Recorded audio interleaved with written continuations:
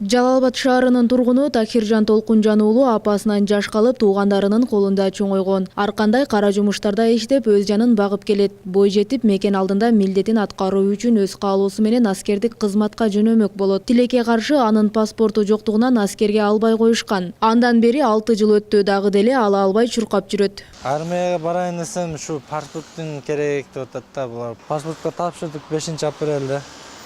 5-апрелде паспортко тапшырып 5-6 ай аралыгында чыгып калат деп өздөрү деле айтты эле. Ушу малга чейин чыкпады. Азыр дагы силерге кайрылып турам. Армияга баргым келет мен дачы. Ачыгын айтканда, буларга келип эме кылсам, жалгыз уул экенсиң. Сен барбай койсоң да укугуң бар. Эми өзүң эмеңде деди да, укугуң өзүңдө деди. Каалооң өзүңдө деди.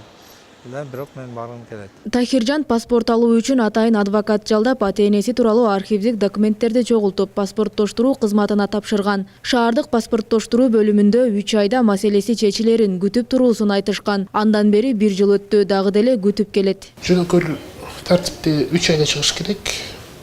Бирок ошо укук коргоо органдары тарабынан текшерүү иштери көп болгон учурда ушу созулуп кетиши мүмкүн да. Азыр департамент менен байланыштан комиссияга жөнөтүлдү деген жооп айтты. Кыргызстанда төрөлүп өскөнүнө карабай, документи жоктугунан кайрадан жарандык алуу үчүн президенттин жарлыгын күтүүдө. Документтерин тапшыргандан бери жарандык тууралуу 4 жолу жарлык чыкты, бирок анын үмүтү акталган жок. Эми экинчи ирет өлкө башчысына кайрылуу жазып жөнөтүүдө.